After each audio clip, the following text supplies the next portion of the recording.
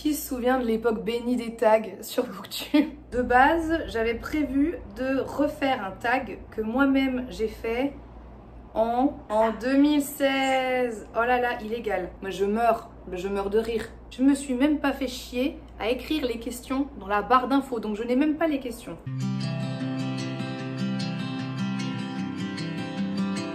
Vous savez quoi, je viens de tomber sur la vidéo d'une fille qui avait fait un Halloween book tag et elle a écrit les questions, mais ce sont des questions totalement différentes de celles que j'avais fait il y a 5 ans et je préfère partir là-dessus.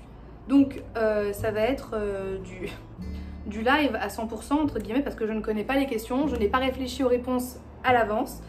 Donc nature peinture, nature confiture. Pour la traduction, vous m'excuserez, on va faire ce qu'on peut. La question numéro 1 c'est: sculpter des citrouilles, quel livre découperais-tu et mettrais-tu dans le feu? Ok, donc ça va au clash direct finalement. Ah ouais, non, mais si je commence à dire des trucs là, je vais me faire taper dessus.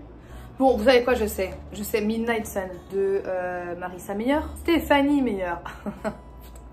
Il y a une adaptation de Midnight Sun, mais c'est une blague. Ah non, c'est un truc à part. Mon dieu, j'ai eu peur. Imaginez si en plus il y a une adaptation de ce truc. De Stéphanie Meyer, oui du coup, pas Marissa Meyer. Alors la raison pour laquelle je brûlerais ce livre, c'est parce que franchement on n'en avait pas besoin. Ça a fait plus de mal aux fans de Twilight que ça ne leur a fait du bien, je peux vous le dire. Juste pas nécessaire en fait. Le point de vue d'Edward, chiant, long, en plus bon, c'est assez frustrant parce qu'il se rend compte qu'il y a un truc qui est problématique dans leur relation. Mais il continue parce qu'il peut pas s'en empêcher. Et c'est vrai qu'il est vraiment obsédé en fait. Et il est obsédé par elle et pas nous. Donc c'est un peu chiant. Pardon, je vous tape. Ouais, donc c'est un peu chiant en fait. Tout simplement, c'est un peu lourd. Donc je pense que c'est celui-là que je brûlerais, ouais. Chaotique cette vidéo. Numéro 2, une friandise ou un sort. Quel personnage est une friandise? Quel personnage est un sort? C'est dur, c'est dur. Ok, j'ai trouvé pour le sort, bien sûr. C'est ce qu'il y a de plus facile à trouver. Je vais partir sur Nick, le personnage masculin dans Gone Girl. Le livre que je lis en fait actuellement, c'est Les Apparences en français. Et du coup je crois que c'est Gone Girl tout simplement le film. Insup, ce mec, vraiment insupportable. Bon alors je sais que beaucoup d'entre vous m'ont dit qu'il fallait que je continue, que je persévère la lecture et tout. Mais moi ce mec il me saoule en fait. J'aime pas la manière dont il parle de sa femme, la manière dont il pense à elle. J'aime pas Berk, franchement phobie. Pour moi un crapaud tout simplement, donc un sort ce serait plus lui. Et une friandise, je lis quand même beaucoup de non-fiction, donc je vais pas dire que France Fanon c'est une friandise, tu sais. Ah si, je sais. Je sais même pas pourquoi ça m'a pris autant de temps. Murtagh dans Eragon, ma vie, mais j'ai tellement un coup de cœur pour cet homme. Oh là là là là. Franchement, si vous avez lu le livre, vous savez que Murtagh, c'est juste... Bah, c'est une friandise, voilà, là, le terme est totalement approprié. Et en plus, bon, s'il y a bien un truc qui n'était pas horrible dans l'adaptation cinématographique d'Eragon, c'est bien Murtagh, qui était vraiment pas dégueu. Donc on prend les bonnes choses là où elles sont. Numéro 3, Candy Corn. Les Candy Corn, c'est des bonbons très américains, orange, qui imitent justement le maïs. On va dire les bonbons.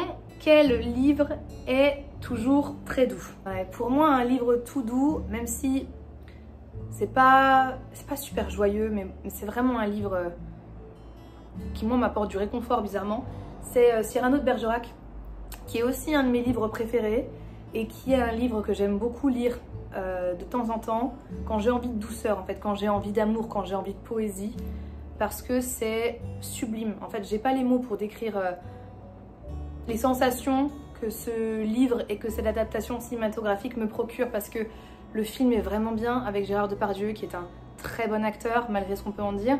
En tout cas dans ce film, moi-même qui ne suis pas particulièrement quelqu'un qui raffole de romance, très fleur bleue, etc. Je peux vous dire que là je fonds.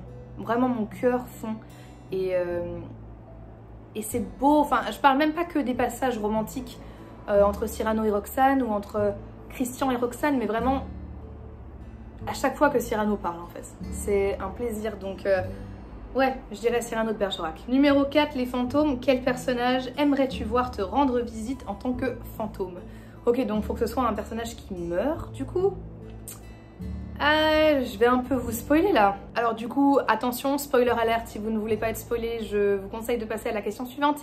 Mais je dirais Tituba, de Moi Tituba sorcière, qui est un livre que je vous ai présenté l'année dernière, que j'avais lu dans le cadre d'un cours, parce que je voulais faire des recherches dessus.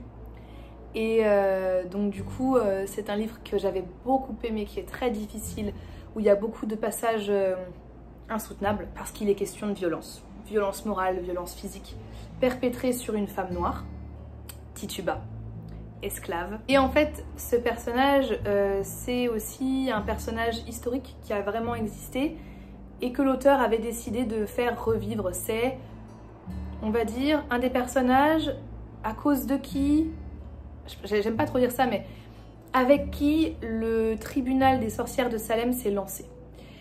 Et dans ce livre, l'auteur décide de lui donner une fin, de donner une fin à son destin, parce que, en fait, il y a eu le tribunal, elle a comparu devant le jury, finalement, elle n'a pas été sanctionnée, et après on perd sa trace, tout simplement. Ce que l'auteur fait, c'est qu'elle lui rend hommage, et c'est vraiment un livre très poignant. Il y a aussi des extraits du tribunal, des vrais extraits du vrai tribunal, de la vraie Tituba.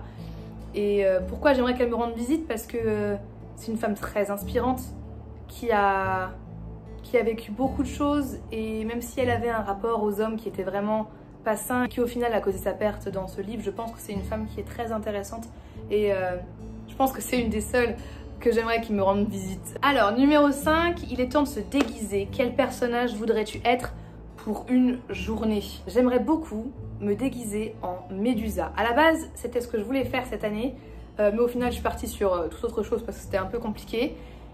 Mais très sincèrement, ça reste dans un coin de ma tête. Je trouve que Médusa, c'est quand même un personnage féminin très fort et qui a une histoire assez intéressante et assez révélatrice du patriarcat quand même. Et en fait, de base, c'est pas quelqu'un de méchant, Médusa. Voilà, du coup, c'est le personnage que j'aurais bien voulu être cette année pour Halloween, mais je le serai un jour ou l'autre. Dernière question, sang et gore. Quel livre était si effrayant que tu as dû faire une pause pendant un moment? Pas compliqué, Misery de Stephen King.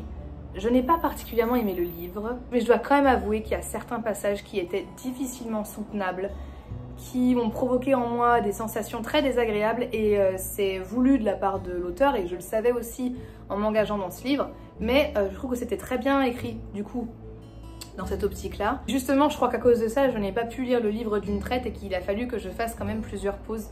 Pour ceux qui ne connaissent pas l'histoire de Misery, c'est l'histoire d'un auteur à succès qui écrit des romances en fait, qui un jour a un accident de voiture, il est coincé en pleine tempête de neige, et il y a une femme qui va le secourir, qui va lui offrir l'hospitalité. Et il s'avère que cette femme est une fan inconditionnelle de cet auteur et de ses romans. Alors tant mieux, vous allez me dire, mais en fait pas du tout, puisque lui a décidé d'arrêter la saga Misery, c'est le nom de sa saga qu'il écrivait, parce qu'il en a marre en fait d'écrire des romans à l'eau de rose, et elle ne l'entend pas de cette oreille. Voilà, donc du coup elle va le séquestrer. Et s'ensuit des séances de torture à la fois physiques et psychologiques très sympathiques, voilà. Et donc voilà, c'est pour en fait c'est surtout pendant ces séances là que moi j'avais du mal, où je me disais putain, en fait j'anticipais, j'appréhendais vachement la venue de cette femme dans cette chambre.